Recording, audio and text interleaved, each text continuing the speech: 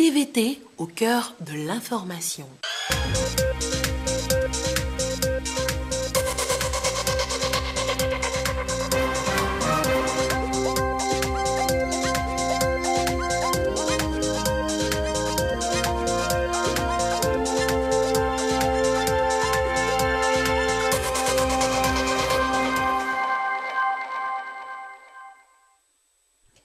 Mesdames, Messieurs, bonsoir. Merci de nous rejoindre sur la télévision togolaise à l'heure du journal.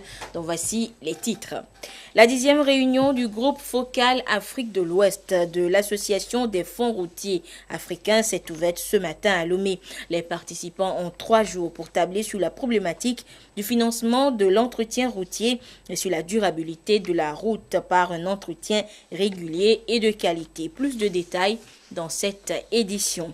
Et puis après plusieurs mois de vulgarisation du manuel de procédure en matière de lutte contre les stupéfiants, les professionnels de la loi sont réunis à Lomé depuis ce matin pour faire le point de l'opération. Voilà pour les titres.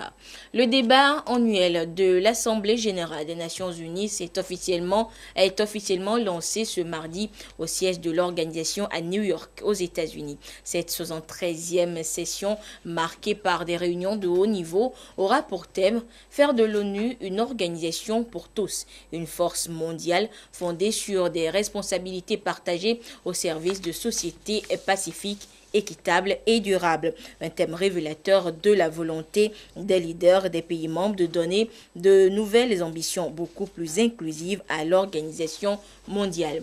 Et le chef de l'État Faure Issozimna Gnazingbe prend part à cette session aux côtés de plusieurs de ses homologues du monde entier. C'est hier soir qu'il est arrivé à New York. Et en marge des travaux, le président de la République échangera avec plusieurs de ses pairs, notamment sur des préoccupations de l'heure, les préoccupations de l'humanité à travers des thématiques telles que la paix et la sécurité, le changement climatique, la santé notamment, la tuberculose et les maladies non transmissibles, la lutte contre la pauvreté, les migrations, l'énergie pour tous, l'emploi des jeunes.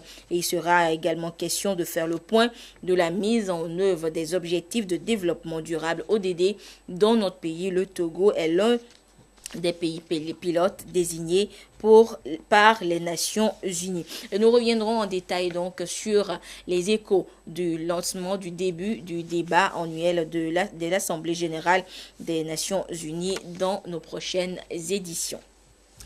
Et à la primature, le chef du gouvernement a parlé diplomatie et coopération bilatérale avec plusieurs personnalités. D'abord avec le nouvel ambassadeur de Chine au Togo, Komise Lanklasu a évoqué l'excellence des relations entre Lomé et Pékin, relations que l'ambassadeur Xiao Weidong a promis œuvrer à renforcer durant son séjour. Nous l'écoutons au micro de Robert Botobi. Apporter la coopération entre les deux pays. J'ai dit, je suis très content, j'éprouve une grande joie à pouvoir travailler ici au Togo, un pays ami de longue date de la Chine. Et puis, je travaille ici dans une opportunité très favorable, c'est-à-dire le sommet de Pékin de FOCAC vient de se terminer. La Chine et les pays africains sont parvenus à de larges consensus. Et puis, dans ce cadre-là, je crois que nous pouvons renforcer la coopération gagnant-gagnante entre la Chine et le Togo. La Chine est prête à accompagner le Togo dans leurs efforts de réaliser son plan national de développement. La Chine est prête à intensifier la coopération avec la partie togolaise dans les domaines d'infrastructure, du port, d'électricité, d'agriculture et d'autres. Nous voulons aussi multiplier les échanges humains pour renforcer la base de l'amitié sino-togolaise. Comme nouvel ambassadeur, je ne ménagerai aucun effort pour renforcer cette coopération gagnant-gagnante qui apporte beaucoup de bénéfices à nos deux peuples. Et la coopération sans cesse renforcée entre le Togo et le Nigeria était également au cœur des échanges, cette fois entre le Premier ministre et le diplomate nigérian. Joseph Olusola Iji a par la même occasion invité le chef du gouvernement à prendre part aux festivités de la commémoration de l'indépendance de son pays prévue pour octobre prochain. Nous écoutons l'ambassadeur du Nigeria au Togo, toujours au micro de Robert Botobi. Les relations entre le Nigeria et le Togo sont très importantes. Depuis la présentation de mes lettres de créance au chef de l'État, je n'ai pas pu rencontrer officiellement le Premier ministre. J'ai donc eu l'occasion ce matin de discuter avec lui sur les relations entre nos deux pays et sur mon travail ici au Togo. Nous avons abordé la crise politique au Togo qui a connu une évolution significative après la réunion du 23 septembre dernier entre le gouvernement et les partis d'opposition en présence du comité de suivi de la CEDEAO. Cette évolution est une bonne chose pour le Togo et pour les pays de la sous-région. Le Nigeria assure actuellement la présidence de la CEDEAO et le président Buhari se réjouit de la récente avancée dans le dialogue inter-togolais. Cette avancée positive est une bonne nouvelle pour sortir le Togo de la crise qui affecte l'économie, les affaires ainsi que les relations sociales dans le pays. J'ai profité de mon audience avec le Premier ministre pour l'inviter aux manifestations que nous organisons dans le cadre de la célébration du 58e anniversaire de l'indépendance de la République fédérale du Nigeria le 1er octobre 2018. To attend the celebration of Nigeria's 58th anniversary, which will be coming up on the 1st of October. Les députés à l'Assemblée nationale togolaise sont convoqués à une troisième session extraordinaire pour le compte de cette année 2018. La session a été ouverte ce matin et sera consacrée essentiellement à l'avant-projet de budget de l'institution et à d'autres questions d'ordre politique. La cérémonie d'ouverture a été présidée par Dama Dramani, président du Parlement. Le compte rendu avec Augustin Kossi. À l'invitation du président de l'Assemblée nationale, Dama Dramani, les élus du peuple ont répondu présents pour la troisième session extraordinaire de l'année 2018, et ce, conformément aux dispositions et textes qui régissent le fonctionnement de l'institution. Cette troisième session extraordinaire est principalement convoquée pour examiner l'avant-projet de budget de l'Assemblée nationale, mais aussi et surtout pour délibérer sur les questions d'intérêt politique, notamment la composition de la Commission électorale nationale indépendante, CENI. Nous savons tous que jusqu'à présent, les membres de la Commission électorale nationale indépendante ne sont pas au complet. Il manquait notamment les membres représentant l'opposition parlementaire. Nous savons également que dans le cadre du dialogue intertogolais en cours, grâce à la médiation de la CEDEAO, un accord politique est finalement obtenu à ce sujet à la dernière réunion du comité de suivi. Au terme du dit accord politique, si je ne me trompe pas, les partis au dialogue se sont entendus sur des propositions de mise en place d'une CENI plus inclusive. Chaque parti est invité à nommer ou à maintenir ses représentants à la CENI d'ici le 30 septembre 2018. Ainsi donc, la conférence des présidents a-t-elle jugé opportun d'inscrire la question à l'ordre du jour de la session en prévision de la mise en œuvre de la procédure de nomination par l'Assemblée nationale de nouveaux membres de la CENI conformément à la loi électorale.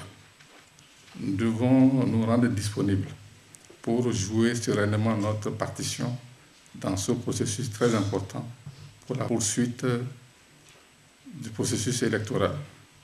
Car, à mon humble avis, ce lumineux accord politique apparaît comme un dégel de la situation qui plombait jusqu'à présent les discussions entre les protagonistes du dialogue. Souhaitons tous que des crispations soudainement apparues au sein de la classe politique soient définitives pour aboutir, pourquoi pas, et dans l'intérêt du pays, à l'adoption par voie parlementaire des projets de réforme institutionnelle et politique contenus dans la feuille de route de sortie de crise proposée par la CEDEAO. Les travaux d'examen de l'avant-projet de budget du Parlement se font en aparté Et le président de l'institution se dit confiant que les discussions au cours de cette troisième session extraordinaire conduiront au même moment à l'examen de l'avant-projet de loi portant modification de la loi numéro 2014-014 du 22 octobre 2014 relative à la modernisation de l'action publique de l'État en faveur de l'économie. Je vous le disais en titre, le groupe focal Afrique de l'Ouest de l'Association des fonds d'entretien routier africains tient sa 10e réunion depuis ce matin à Lomé. Les travaux se déroulent autour de 2 thématiques, la problématique du financement de l'entretien routier dans les pays du GFAO et la problématique de la durabilité de la route par un entretien régulier et de qualité. Les précisions avec Chazenam Baga. L'enjeu de cette 10e réunion du groupe focal Afrique de l'Ouest de l'Association des fonds d'entretien routier africains est de rechercher des mécanismes innovants pour mobiliser des ressources additionnelles pour financer de manière efficiente l'entretien du réseau routier dans la sous-région. À Lomé, la réflexion va être axée sur les défis de la diversification et de la sécurisation des ressources et la nécessité de garantir la contrepartie du financement des travaux d'entretien routier. Il y a souvent une programmation des entretiens routiers qui est faite et lorsque cette programmation est faite, on se dit on a tel besoin pour telle année pour couvrir les routes. Mais malheureusement, ce qui arrive, c'est que les ressources ne sont pas suffisantes pour couvrir. Il peut y en avoir, il y en a toujours moins. Et donc l'objectif de cette réunion, c'est que les acteurs puissent échanger des expériences entre eux pour savoir quelles sont les voies possibles pour mobiliser des ressources additionnelles afin de couvrir ces besoins-là. Depuis sa création en 2006, c'est la première fois que le Togo accueille la réunion du groupe focal Afrique de l'Ouest. La double problématique, financement et durabilité de la route, inscrite aux travaux de cette rencontre de haut niveau, suscite de nombreuses attentes au niveau de la Société autonome de financement de l'entretien routier, SAFER. Le chef de l'État est en train de se batailler, de s'impliquer pour la rénovation des infrastructures. Il y a des pays qui ont fait beaucoup avec les échanges d'expériences. On verra dans quelle mesure la SAFER va pouvoir tirer expérience de certains autres qui ont réussi ailleurs.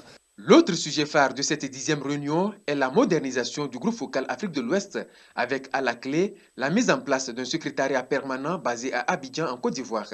Cette mutation est rendue nécessaire par la volonté de consolidation du groupe, a souligné la présidente de l'organisation, Mme Lalla Koité. Elle a plaidé pour un relèvement du niveau de la redevance d'usage routier sur les produits pétroliers, principales ressources des fonds d'entretien routier, et de la possibilité de lever de fonds sur le marché sous-régional. Les efforts des plus hautes autorités togolaises dans la construction et l'entretien du réseau routier national a été relevé par le ministre des Infrastructures et des Transports. C'est dans le souci d'assurer un entretien efficace de nos routes que le Togo a mis en place en 2011 un fonds d'entretien routier de 2e génération en le dotant de ressources beaucoup plus importantes afin de le rendre plus efficace. Et après les expériences en 2003 avec la création du fonds d'entretien routier, le FER, et de 2007 avec la compagnie autonome des péages et d'entretien routier en remplacement du fonds d'entretien routier. Le contexte économique et financier, marqué par les difficultés de mobilisation de ressources suffisantes, aussi bien en interne qu'externe, pour le financement de nos économies, conduit à des coupes des budgets consacrés à l'entretien des routes. Il s'avère donc impératif de rechercher des voies alternatives pour permettre aux fonds d'entretien routier d'assumer pleinement leur mission. Le ministre a également insisté sur l'implication des petites et moyennes entreprises dans la réalisation des travaux de qualité d'entretien routier et la nécessité d'éviter le gaspillage des ressources mises en place à cet effet. Le groupe focal Afrique de l'Ouest est composé de 11 pays de la CEDEAO.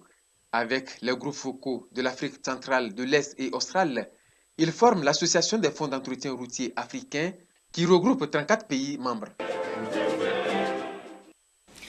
La route du développement passe par le développement de la route, dit-on.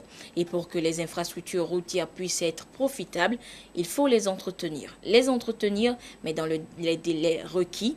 De la durabilité des routes dépend son entretien. Dans le sujet qui suit, Edem Soussoupo nous explique pourquoi il est nécessaire d'entretenir les réseaux routiers. La durabilité des infrastructures routières demande un entretien régulier des routes et nécessite une utilisation réfléchie des ressources disponibles. Les routes sont indispensables pour le développement socio-économique. Elles sont aussi souvent considérées comme un moteur de croissance économique. Si les pays investissent des centaines de milliards pour construire ou réhabiliter leur réseau routier, l'entretien reste un enjeu majeur.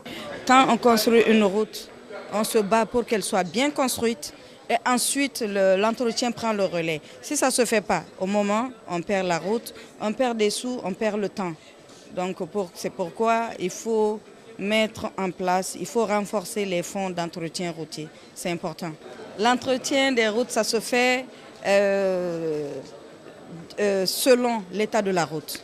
Selon l'état de la route. Il y a des routes qui sont... on ne voit pas de trous, mais il y a des fissurations. Ça, c'est des exemples.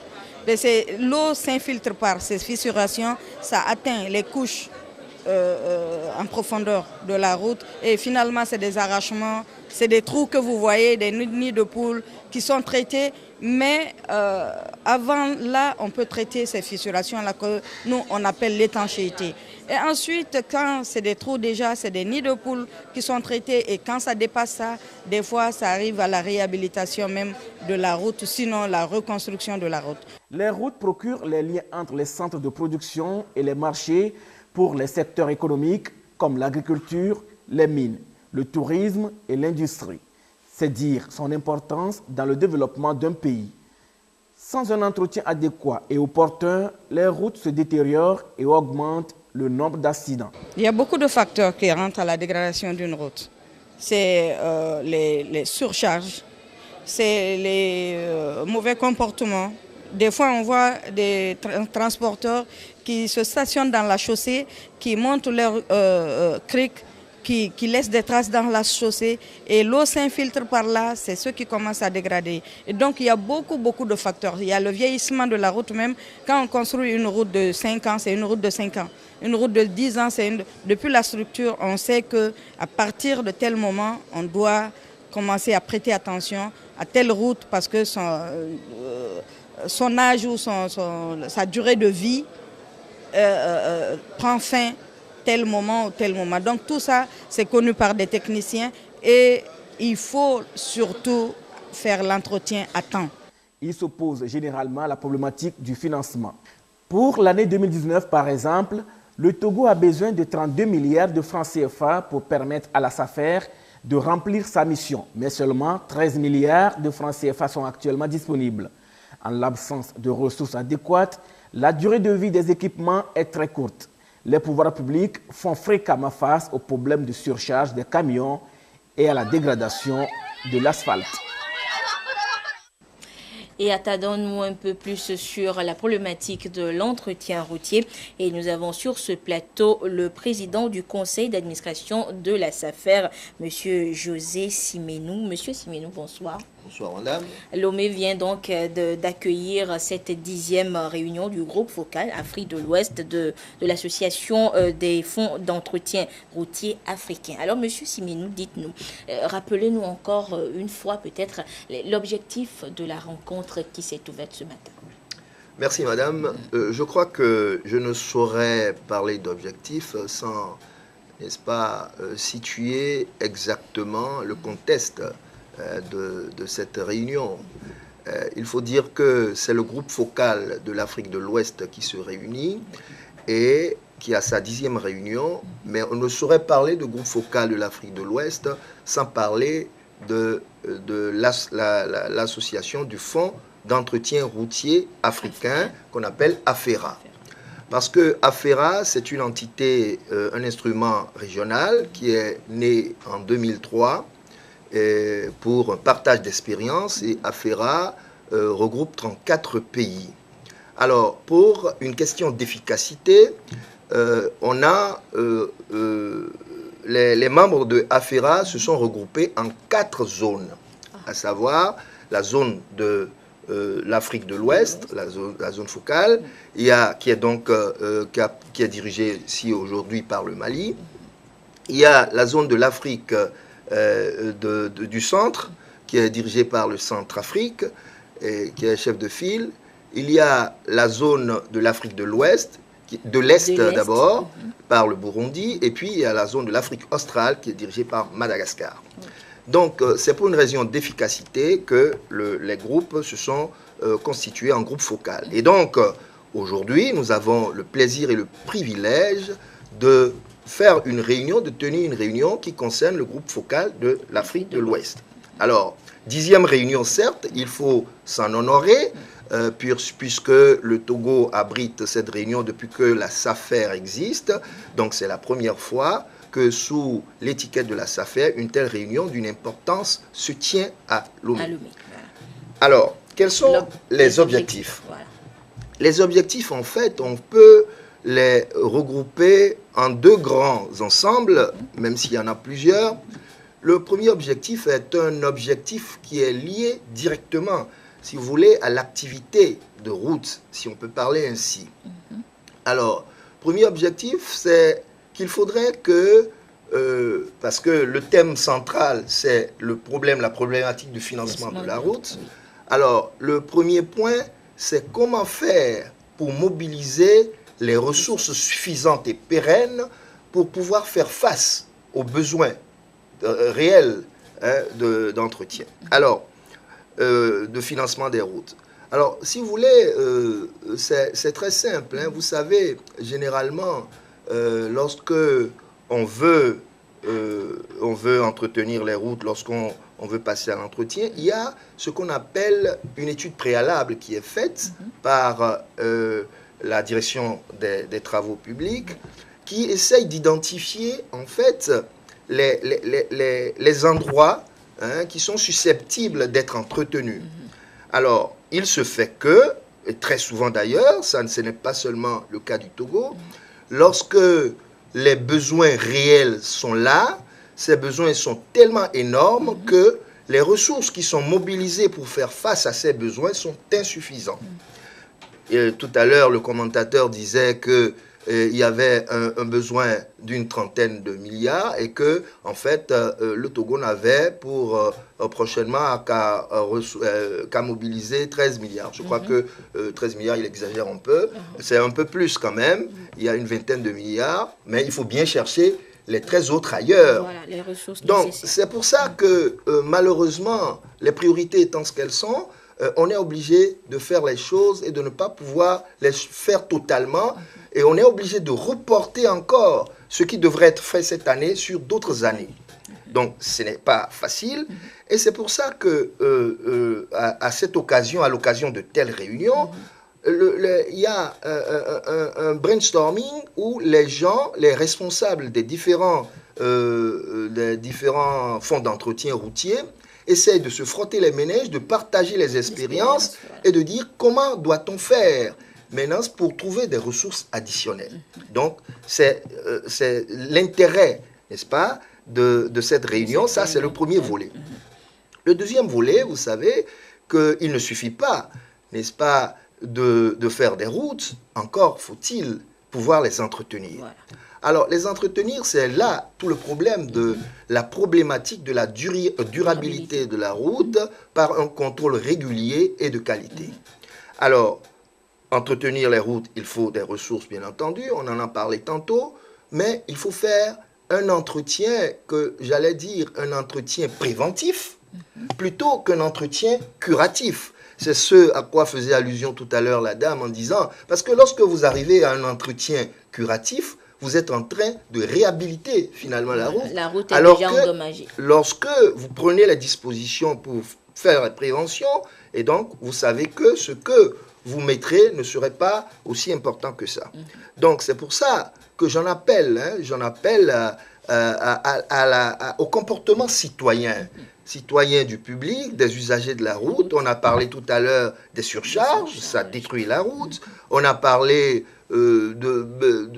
ça peut être même des comportements complètement qui vont à la dérive. Vous savez, parfois, les gens brûlent des pneus sur les routes, alors qu'en réalité, ce comportement ne devrait pas l'être, parce que le citoyen lambda, c'est lui, en fait, qui a participé. Il a participé à la collecte des ressources. Parce que ce que vous ne savez pas, c'est qu'aujourd'hui, on dit on fait les routes, ce n'est pas nécessairement les bailleurs de fonds qui nous donnent l'argent pour faire les routes, c'est nous-mêmes. Parce que les ressources, il faut le dire, il faut que les gens le sachent, c'est deux ou trois sources. Il y a le droit d'assise sur le produit pétrolier, on nous prend 35 francs sur le litrage, vous voyez. Donc ensuite, vous avez le péage, les droits de péage. Oui. Donc c'est tout ça qui constitue des ressources pour la SAFER. Donc en fait, le comportement devait être plus responsable que cela, parce que lorsque vous détruisez, eh bien, vous détruisez vous-même l'œuvre que vous avez construite. Voilà, donc en réalité, c'est cela. Voilà les deux objectifs.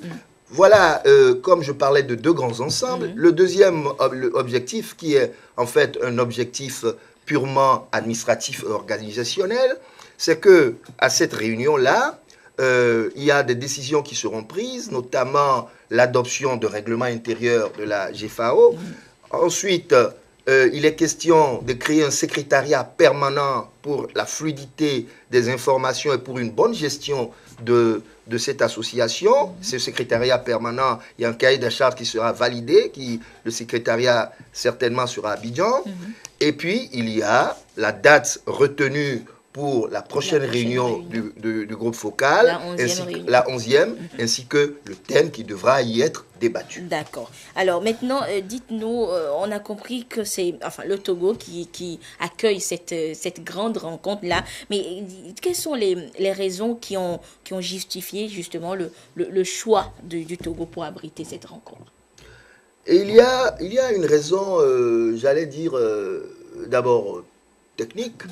La raison technique de ce qui nous est revenu, c'est que les responsables du groupe focal ont estimé que ces dernières années, le Togo a fait de nombreux progrès en matière d'infrastructure. Et donc, ces responsables se sont déplacés pour constater des visu ce qui, effectivement, a été fait. Ensuite, vous connaissez que les gens aiment bien le Togo, et quand ils arrivent, ils s'amusent bien. Et donc, sachant que le Togo est un pays de joie, un pays de sécurité, eh bien entendu, le Togo a été toujours vendu comme ça, et c'est bien pour ça qu'il devrait joindre l'utile à l'agréable. Voilà ce qui a milité en faveur du Togo. Alors, Monsieur Simenou, dites-nous, quel est l'intérêt pour notre pays d'adhérer à ces organisations-là? On veut parler de la FERA et de la GFAO, le groupe focal Afrique de l'Ouest, et puis l'association des fonds d'entretien routier africains. Eh bien, l'intérêt, je crois que l'intérêt, je le disais tantôt, mais de façon incidente, c'est que le Togo appartient, en étant à la FERA ou dans le groupe focal, à un réseau. À un réseau qui lui permet de partager les expériences. Je vais vous donner un exemple. Nous parlions tantôt de ressources additionnelles. Les travaux ont commencé aujourd'hui, moi-même j'y étais. Oui. Il y a eu beaucoup d'échanges. Il y a des pays qui ont dit, mais pour les ressources additionnelles, lorsque, par exemple, dans mon pays, les gens veulent passer de l'essence au gaz pour leur véhicule, il faudrait avoir une taxe. Des gens ont parlé de mettre des taxes sur les polices d'assurance qui sera récupérée par le fonds d'entretien routier. Des gens ont parlé de levée de fonds, c'est-à-dire qu'on lève des fonds pour pouvoir faire face aux besoins. Donc, c'est autant de brainstorming, autant d'échanges qui enrichissent. Et je vois qu'à ce titre-là, on ne peut que profiter de ces expériences-là des uns et des autres pour pouvoir faire avancer les choses. D'accord. Alors, Monsieur Simenou, on a compris que 11 pays sont membres du groupe. Alors, est-ce que tous ces pays ont répondu présent ce matin? tous les 11 pays étaient là. Tous les 11 pays étaient là, à savoir le Bénin, le Burkina, la Côte d'Ivoire, le Ghana, la Guinée-Bissau, le Mali, le Niger, le Sénégal, la Sierra Leone et le Togo. Tout le monde était présent, sans distinction. Et même, je précise, qu'il n'y avait pas qu'un représentant par pays, il y en avait 3 par endroit. Ah, d'accord. Alors, Monsieur Simenou, avant de vous laisser partir, peut-être un dernier mot à l'endroit surtout des usagers de la route. Eh bien, les usagers de la route, je leur demande beaucoup de conscience et j'en appelle à leur citoyenneté et pour que la route soit... j'appelle leur concours pour un meilleur entretien de la route. La route, c'est quelque chose qui coûte extrêmement cher. C'est eux-mêmes qui contribuent, n'est-ce pas, à la construction des infrastructures. Donc, il faudrait usagers, qu'ils soient sans voiture ou avec voiture, surtout en ce qui concerne les voitures, on parle de surcharge, mais il y a les charges à l'essieu. Donc, il faudrait que les gens puissent respecter tout ça parce qu'une route, en principe, lorsqu'elle est bien faite, et là, j'en appelle également à la conscience, le ministre l'a dit, à de ceux qui font les routes, parce qu'il faut que les routes nous soient faites de façon irréprochable, avec la qualité qu'il faut. La durée de vie d'une route varie entre 15 et 20 ans.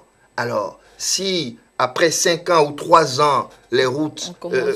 alors, vous comprenez que nous n'allons que chaque fois... ne faire que construire nos routes, alors qu'il y a d'autres priorités qui sont dans le domaine médical, etc. etc. Oui. Alors donc, j'en appelle à la conscience de chacun. Je sais que les uns et les autres me suivent et qu'ils devront dorénavant faire attention et afin que notre pays puisse passer à d'autres priorités que celle des routes. D'accord. Merci beaucoup, Monsieur Simenou. Je rappelle que vous êtes le président du conseil d'administration de la SAFER.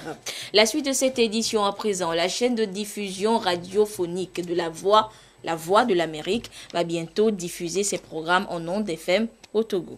Un accord de convention d'autorisation a été signé dans ce sens entre l'ambassadeur des États-Unis au Togo et la Haute Autorité de l'Audiovisuel et de la Communication RAC. Et par cet accord, la VOA entend ainsi constituer une source d'information internationale pour les auditeurs togolais. Les précisions avec Félix Semdacha. La loi organique numéro 2004-021 du 15 décembre 2004, en son article 24 dispose « La Haute Autorité de l'Audiovisuel et de la Communication est compétente pour donner l'autorisation d'installation et d'exploitation des chaînes de télévision et de radiodiffusion sonore. Aussi prévoit-elle à l'article 49 que la HAC est affectataire des fréquences des radiodiffusions sonores et des télévisions lorsque les fréquences sont disponibles. Une disposition à laquelle vient de se conformer la chaîne de diffusion radiophonique La Voix de l'Amérique VOA qui signe un accord avec la HAC pour l'autorisation de diffusion. La Voix de l'Amérique va émettre dans la région maritime en FM sur 102.3. Donc Radio Lomé va relayer les programmes de La Voix de l'Amérique comme elle le fait déjà avec les autres radios internationales. Et nous allons capter, sinon les auditeurs vont écouter La Voix de l'Amérique comme les autres radios en FM. Pour l'ambassadeur des USA au Togo, la diffusion au Togo de la VOA représente une source fiable de nouvelles et d'informations garantissant la liberté. La VOA représentera une source d'information internationale crédible pour les auditeurs togolais. Aujourd'hui, dans un monde inondé de désinformation et de fausses nouvelles, ces qualités sont plus importantes que jamais. Le rôle des médias dans la fourniture d'informations crédibles est fondamental pour la réalisation de notre liberté, car la démocratie dépend d'une population informée. Les auditeurs togolais qui se connectent à VOA entendront les nouvelles de manière précise, objective et complète. Diffuser des informations crédibles et objectives au Togo est une bonne chose et la HAC s'assurera que ceci se passe dans le respect de la déontologie. La HAC s'assurera que les informations qui seront diffusées par la VOA sur le Togo tiendront compte des dispositions de l'article 3 de la loi organique et du Code de la presse et de la communication en République togolaise annexé à la présente convention. Car la liberté de programme s'inscrit dans le cadre des règles déontologiques universellement reconnues, notamment le respect scrupuleux des faits et de leur véracité, de l'honnêteté, de l'équilibre, du pluralisme d'expression et de l'impartialité dans le traitement de l'information. C'est le lieu de rappeler qu'en cas d'inobservation des dispositions contenues dans la présente convention ou d'atteinte à l'ordre public, la HAC pourra prononcer la suspension des programmes de la VOA. Cette décision, qui sera bien entendu motivée, sera exécutoire après notification à la société Broadcasting Board of Governors. Au démarrage, la diffusion des programmes de la VOA au Togo va se faire en direct 24 heures sur 24 via les sites d'accueil des équipements de Radio Lomé sur la fréquence 102.3 FM. L'Union européenne soutient le Togo dans sa lutte contre le changement climatique. Ce lundi, elle a signé des contrats de subvention avec l'ODEF et 5 ONG qui œuvrent dans le domaine. L'enveloppe évaluée à plus de 5 milliards d'euros vient ainsi appuyer ces organisations dans leurs différentes actions de préservation de l'environnement. Les précisions avec Nathalie Panégué. Il s'agit de 6 signatures de contrats de subvention allant de 400 000 euros à 1 million d'euros, soit un coût total de 5,5 millions d'euros. Elles sont intervenues entre la représentation de l'Union européenne au Togo, l'ODEF et 5 ONG œuvrant dans la lutte contre les changements climatiques, dont l'ONG Agaïb. Basée dans la région centrale, celle-ci s'investit dans la diffusion des foyers améliorés. Il y en a qui vont travailler sur la question de reboisement, l'utilisation du gaz, les aires protégées, la gestion durable des terres. Avec cette signature aujourd'hui, chacun doit se mettre déjà à l'œuvre pour la réalisation d'abord de ces actions planifiées et l'atteinte des objectifs, de façon à ce que dans les 3 ans, ou bien les 3 ans, quelques mois que nous avons devant nous, que nous puissions valablement contribuer à la lutte contre les changements climatiques au Togo. Ces appuis sont inscrits au compte du programme d'appui à la lutte contre le changement climatique et sont à l'agenda de la semaine de la diplomatie climatique qui se tient du 24 au 30 septembre. La surexploitation des ressources et les rejets polluants augmentent sur la planète. Peu à peu, l'humanité détruit les écosystèmes d'où elle tire ses moyens d'existence. Les prélèvements opérés sur les ressources renouvelables excèdent souvent la capacité de renouvellement des milieux. En conséquence, certains écosystèmes sont en voie de dégradation, plus ou moins irrémédiable. Au Togo, le changement climatique a accentué la dégradation des ressources naturelles en général et des ressources forestières en particulier. C'est pourquoi ces contrats signés ce jour sont bienvenus, selon le ministre André Johnson.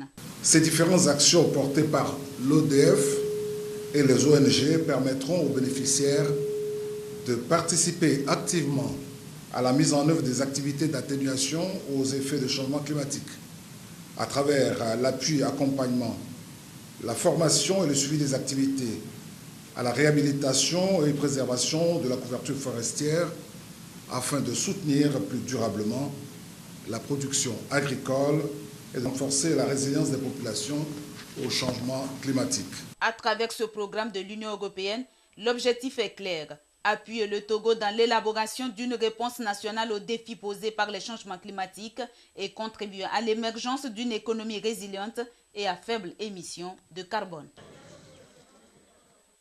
Le ministre de la Défense et des anciens combattants porte à la connaissance du public. Que les candidats au concours d'entrée à l'école de formation des officiers des forces armées togolaises EFOFAT, session 2018, dont les noms sont à consulter dans le quotidien Togo Presse, sont déclarés admis.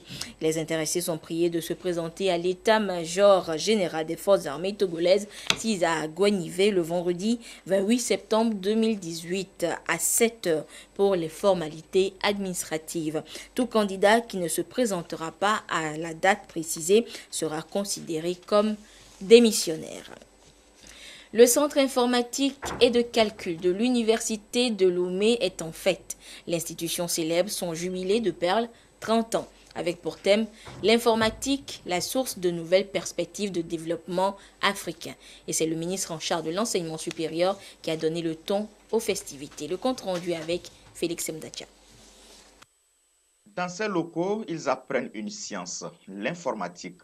Comme eux, ils sont des centaines d'étudiants à y avoir été formés et en sont sortis nantis de diverses qualifications. Ces informaticiens, le Centre informatique de calcul CIC de Lomé en forme depuis 3 décennies. Cette mise à disposition de ressources humaines qualifiées, il faut la célébrer, mais face aux nouveaux défis, il lui faut revoir son orientation.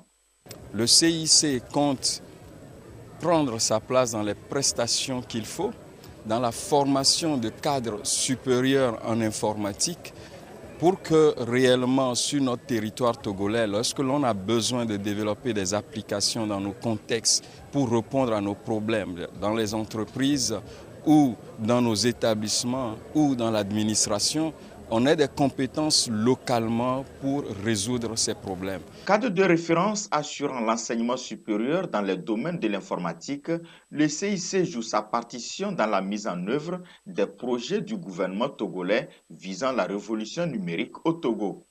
Les 30 ans du CIC qui nous rassemblent aujourd'hui constituent une occasion opportune de dresser un bilan sur son parcours.